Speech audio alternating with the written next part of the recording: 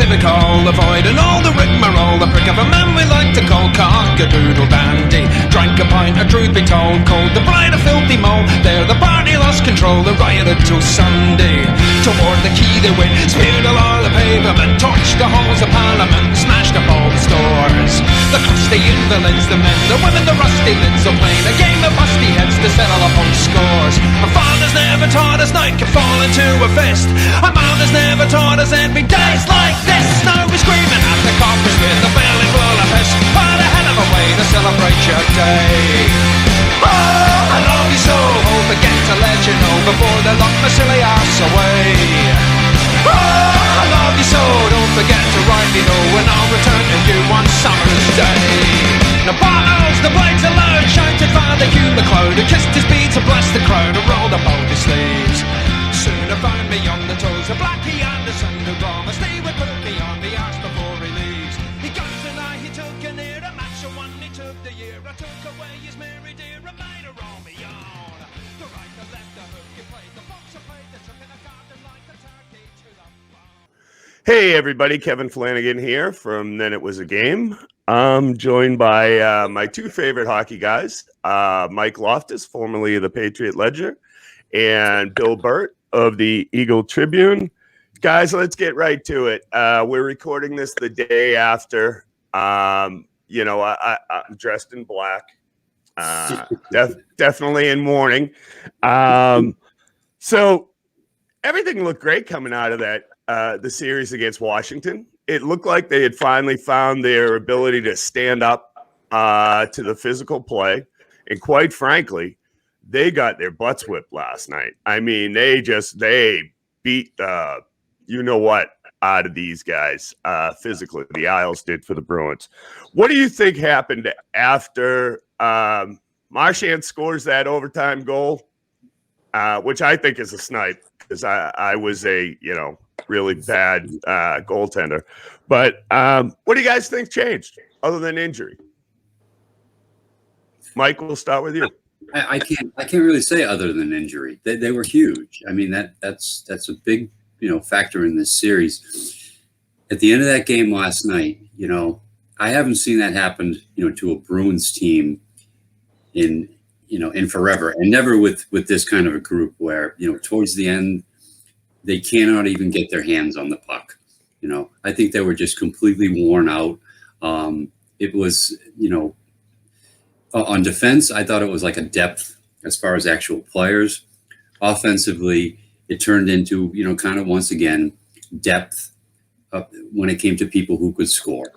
It just that the number of people who could score in that series over time just kind of dwindled and dwindled and dwindled. The coach has got to go with the guys who are going. And in that last 20 minutes there, 2 days earlier, they're down big time going in the third period. They make a nice comeback. They got a goal last night, but did they finish with 5 shots in the third with their season on the line? So they were worn down by that team. And, part of that is it can happen when you don't have, enough players, really. I think it's easy to say the better team won, but if the Bruins should have won game 2 and the Bruins should have won game 5. They were superior in both games and blew both games. Like, they had chances to win. When I say, look, they came back and, the game in Boston here, they should have been up. Again, we go back to game 7 against St. Louis. They dominated.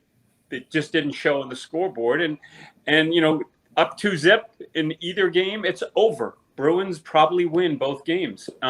What happens is then you get exposed. They're exposed. The goaltender was not 100%. The back end of the defense, there's 3 guys that probably shouldn't be there. And then the second, third, and fourth line are virtually helpless. And so that being said, they still could have won this series. I think in the end, the right team won because again, you're going to need second, third, fourth line players. And I hate to harp on this because I think if their backline defense was better and Tuukka was a little better. I mean, Tuukka, stop a breakaway. Just stop a breakaway and and they lost both games that he gave up a breakaway.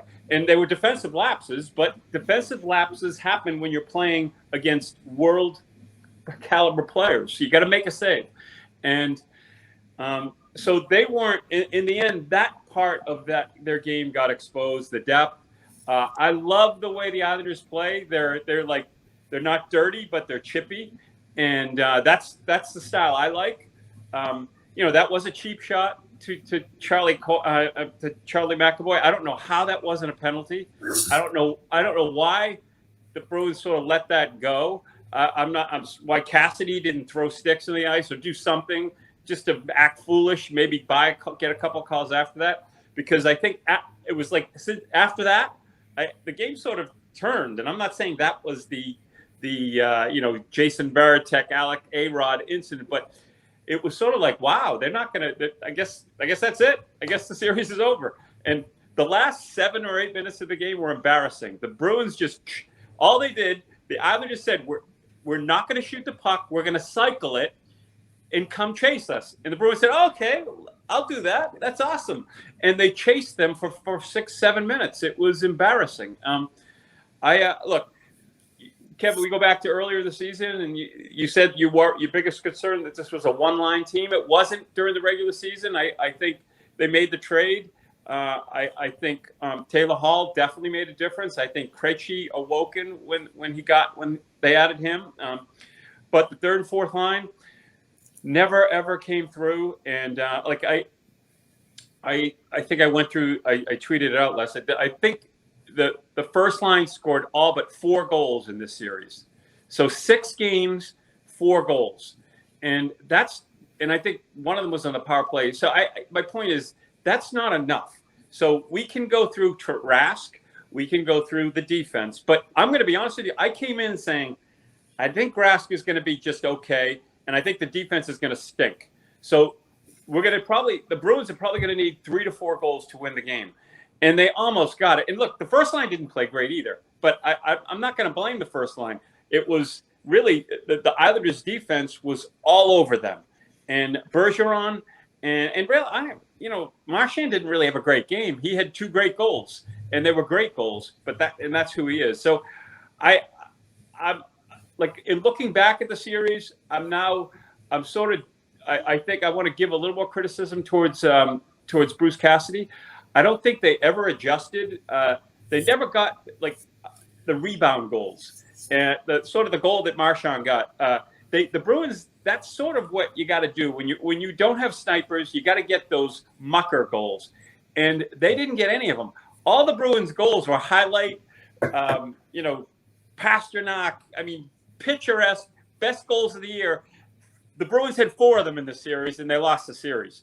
So I'm a little down in a lot of ways because I think, in essence, though, what do you think Tampa would have done to this defense? I mean, my God, my good God, it could have gotten ugly. Maybe the Bruins could have roughed it out. But if this was going to be the Rask the rest of the way, they would have gotten swept in the next series anyway. But for me, you know what? It is disappointing because it was fun. And they are a fun team to watch. They're tough. They're gritty. The comeback, even in Game 5, it fell short, but they fight. I like this team a lot. But in the end, the warts were exposed, and now is Taylor Hall worth big money? These are the games you got to win. These are the games. I'll say it again. Do you want Palmieri or do you want Taylor Hall if they're free agents? I'm taking Palmieri. So nothing against Taylor Hall. I think he's good, but he made 3 or 4 passes last night. You're trying to make a 100-foot pass in your zone to guys that are covered with. I don't. What are you thinking? Like they just weren't smart. And I guess I'm sort of all over the map here. I like this team, but it probably went as far. It could have gone another round, but this team wasn't going any farther than that. Well, let's talk about the coaching first of all. A guy who was famous for sitting in the penalty box and then behind the Bruins bench, whose birthday was yesterday, Terry O'Reilly. He would have whipped a water bottle, but not to go back that far. But what do you think about Cassidy's coaching decisions. I mean, you know, I was on the fence yesterday as far as you know, who to start. I'm not going to, you know, say you know, he should have started Swayman. I knew he should have started Swayman, that type of thing. But throughout the series, he made some moves last night, like he double shifted Pasternak for a while, and you know, stuff like that. But do you question any coaching in this? You know, in this round, we'll start with you, Mike. I you know, without being, you know, privy to the goaltending, because that, you know, that was a pretty, you know, that was a big decision, and you know, we can't, you know, I can't say that it was the wrong one. I don't know. I mean, I think you're a better coach when you have more stuff at your disposal. So I don't think he had. I'm not sure what his options were. I mean, who didn't get in that people wanted to see in, critics wanted to see in? I guess Frederick, right? Right. You know, and there were a lot of people that wanted Swayman to play that game 6. So, you know, those were his 2 cards. I mean, look at all the cards that Trotz had. You know, I mean, he had a lot at his disposal, and he had the home game, you know, last night. So the matchups and all that stuff. I'd be interested to see, because Bruce, he's a very honest guy. You know, what does he think he could have done better? But I don't know. I just feel like that there was only so much you could do, and you know, maybe you know, one of the things that kind of struck me last night was, you know, people and, you know, concerns about third line and everything, you know, and when he keeps like Carson Coleman on the third line, you know, then it's like, you know, I don't know. Do you really think that that's your best, you know, your thing? Because it hadn't. So on the lower end of things, I don't know that he did as well as maybe he could have. But you know, I mean, I don't think he, you know, embarrassed himself or anything. I don't think he, you know, showed he was like outclassed. And the thing about McAvoy, you know, I think a lot of times in cases like that, especially in that area of the rink, nobody can really see it except for the people that are 5 feet from it. So, you know, if he hadn't known, but he had already kind of like, you know, cashed all his chips in with what he said to, you know, about the officiating prior to that, you know, earlier in the series. And I feel like he might have thought, like, if he went nuts on that one, even after he saw it, that was not going to work in his or the Bruins' favor. So, yeah, I like Cassidy as a coach. I think he's transitioned this franchise from, it looked like the window was over 3 or 4 years ago, 5 years ago, to, okay, we got another run out of this. The only thing this series, again, there was zero creativity offensively for the last 3 lines. I wanted to see something, and I guess, do you say there wasn't no talent? There's not enough talent there. Is Coyle just a lost cause right now? I mean, well, I hope not. He's got 4 more years left in his contract at top dollar. So the goalie decision, you know, the only thing is the Islanders goalie sort of got them back in the series in game 2. And the Bruins had a chance of getting a 2-0 lead. Not saying it's over there, because they're not. This is like an elite Bruins team. But Rask could have, you know, stopped 1 or 2 of those goals. All of a sudden, it's 2-1, 3-2. It's easy to come back from that instead of 4-1. And I think this team. I like the way this team plays. I like Cassidy. I like the coaching staff. There are problems on the backside, as we saw. But look, there were injuries. You know, injuries happen, and they were semi-key injuries for this defense. It's not like these are great players that were out, but these are important players on this team. I will say, I think Swayman's going to be the goalie next year. I think Rask has played his last as a Bruin, you know, which is probably a topic we'll talk about someday soon. it's a money situation. They got to rebuild the team. This is one way you can rebuild the team, and you got a guy who I like Swim. I'm not saying he's great. I'm not saying he's a future star, but I think he's going to be good, and I think it's worth a gamble. And they gotta go get some players, and that means they're gonna have to let a few guys go. And I think Rask is one of them. I like Rask. I think Rask is. I think the criticism of Rask over the last 10 years is overrated. I think it's probably a couple guys on the radio who say they, that will blast him. And I think they compare this to Bledsoe. No, Rask isn't Bledsoe. Bledsoe was playing awful. Rask was on top of his game a week ago.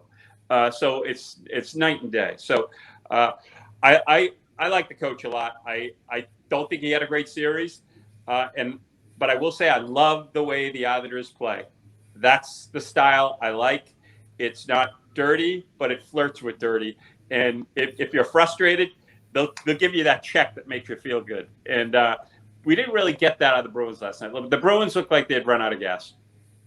Yeah, and I'll tell you, I trace this all back to well, first of all, they should have been up 2-0 in the series. Second of all, they have that first period in Game 5, and they can't capitalize.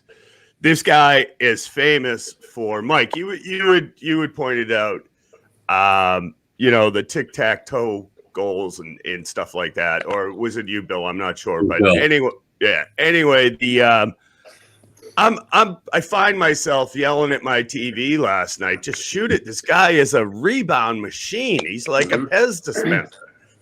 Throw it at his pads, get a body out front, and as Derek Sanderson would say, get an ugly one, get it off somebody's butt, get it off, a defenseman's knee, that type of thing. They didn't get an ugly goal all series. They didn't. No, everything was gorgeous. And I kind of want to say too that I don't think the Islanders got a lot of ugly goals, in this series. I'd have to go back. Maybe earlier they did, but that's what Tampa, did last year in the playoffs against them. Every single goal was a tip. Single goal had, traffic. Bruins don't get those goals often, and they tend to surrender them. So it's I on my trusty notes book, which now I don't have to buy another one for a while. I can save up for a good one. But I think it was, there were some opportunities there last night. I mean, Coyle, I think, had a rebound chance early. Richie, like a jam, like at the net. They didn't go in, but those were, those are the things you write down like in your notebook because, it's a note. It's unusual. I didn't find myself writing it that often. So it's one of the things about the NHL. Like we all, and a lot of people who don't watch the NHL all year, they love the playoffs, but the playoffs are different. They really are. It's okay to tic-tac-toe all year. You look at teams that lived off, and I'm not saying the Bruins lived off it all year, but Oilers out quick, Maple Leafs out quick. These are teams that haven't been, they've been getting a lot of attention because they have young, skilled players who can do incredible things. And then in the playoffs, you lean on those guys and they can't respond. This is what happens. I'm not, and I don't want to put, the Bruins in with the Maple Leafs and the Oilers, but there weren't enough goals, like the kind that we're talking about. There weren't that, greasy, gross goals. Let's just take a look back before we take a look forward at our next show where we'll dissect and do all the fun things that a playoff loss lets you do. But overall, looking back, beginning of the year, compact season, do you look at this as a success? Do you look at it as the window's starting to slam shut instead of being, a crack open? How do you look at this season? considering all that that happened. And this is, honestly, this is the first time I thought that top line was healthy coming into a playoff series. So, quick look back, Mike. Let's start with you. I don't know. I don't think I consider it a success because it was, one of the things that, was a big theme going into this season was, they had let Chara go, or they had agreed, or however that went. They didn't retain Torrey Krug. So there was going to be a big change, on this with this defense core. And, part of the reasoning being we have to find out if these young guys that we have in the pipeline can play. I don't know that they found that out. And that was a big part of this year. I mean, I really don't. I know injuries and compact schedule, I think that played a part in it. But I saw, I just didn't see like, okay, here's the future now. I mean, I think I saw what we all knew is that McAvoy is going to grow into like a dominant guy. I'm really looking forward to see what he's like when they, sand off like what I still consider a few like rough edges in his game. But Lozon, I thought it was a step back. I didn't like his year.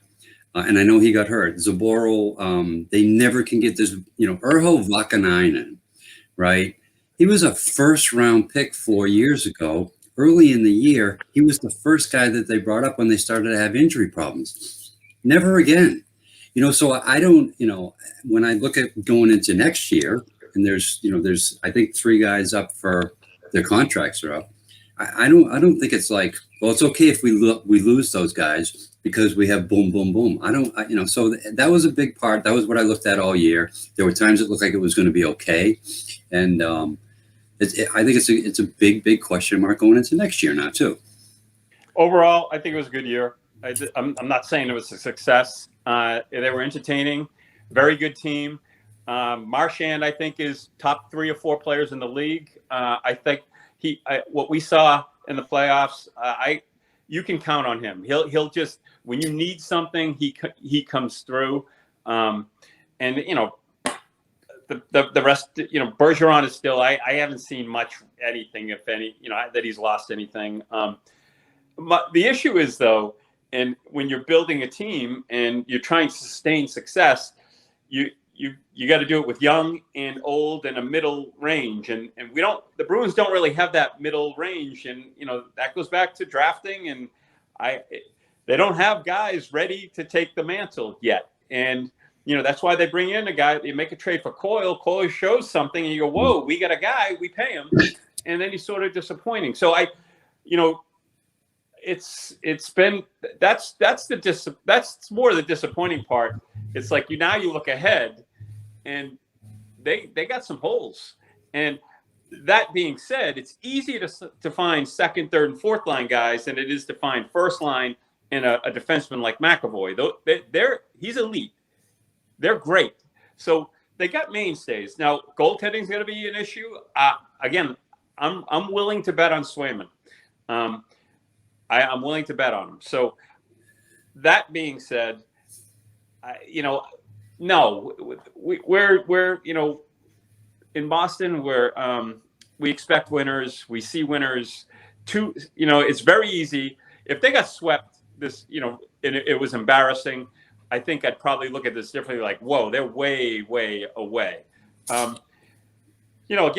Rask steals a game here. Now we're in the Final Four possibly, and maybe we're looking at this differently. But they didn't, and they are what they are.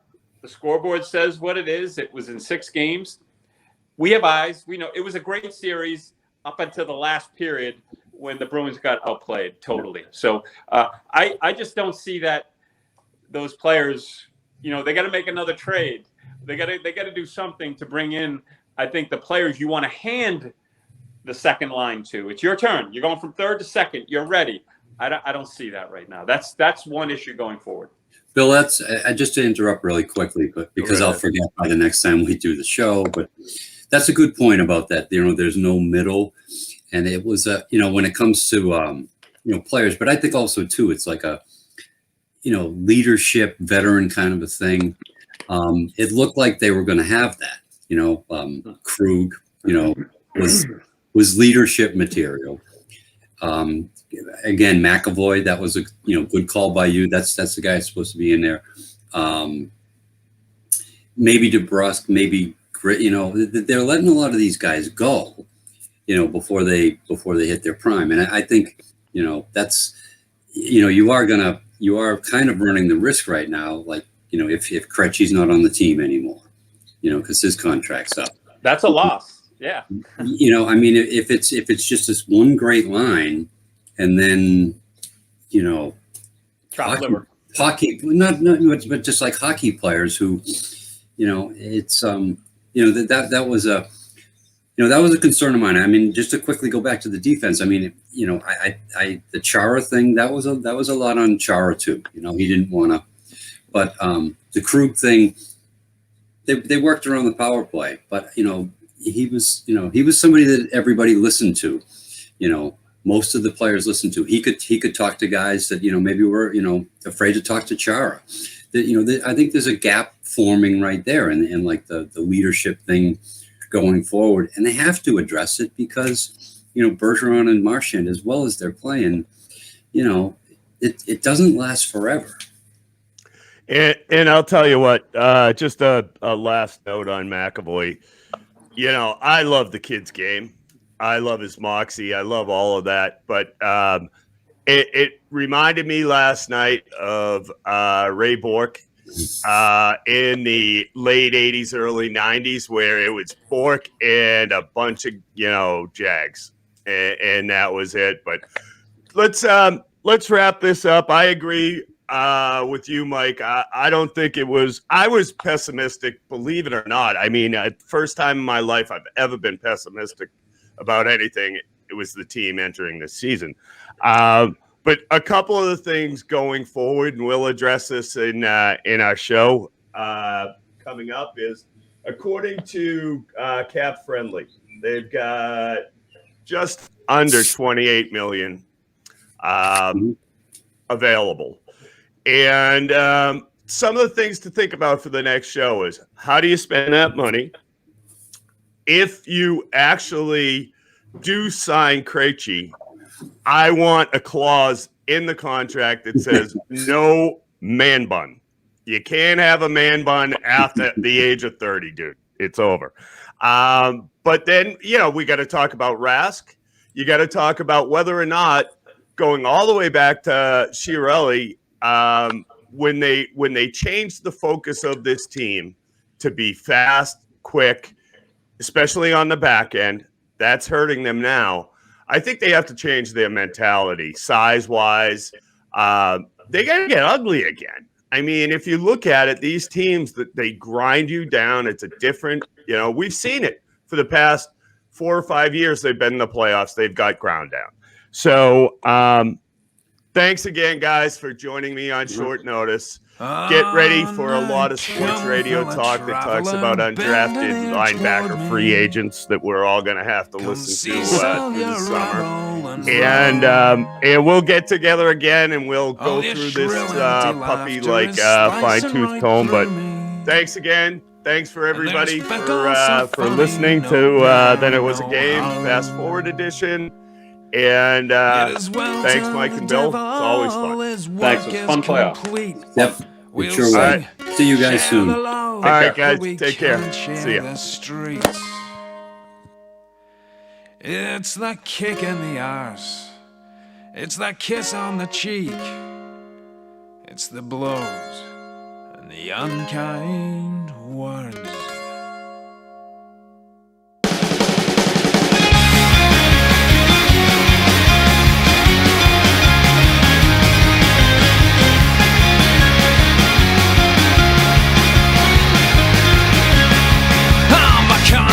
Rings like a silver bell, and I can waltz like a dervish, my dear. 2 boots full of gravel through your blazing hell, with a shit-smeared grin from ear to ear. Some hearts that lie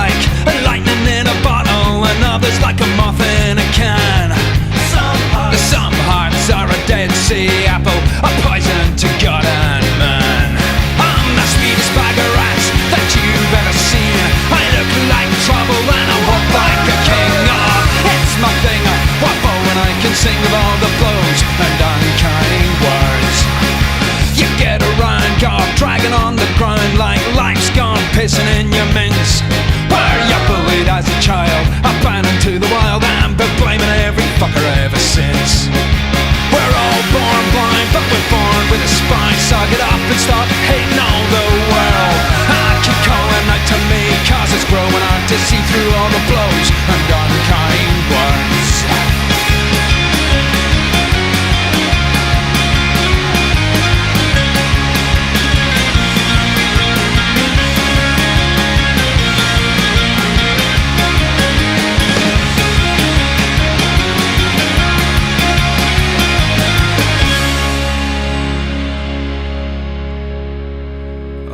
Get back to your corners, you filthy wee savages. No terror hast thou for the brave. With your 4-letter words, all at 3-second intervals. 2 clicks away from a frosty old grave. If you're spoiling to rumble, then piss off to war. And for all of your trouble, get he-feckin' home. For we're staunch, fit and proud, and we'll suffer no more of your blows and unkind words.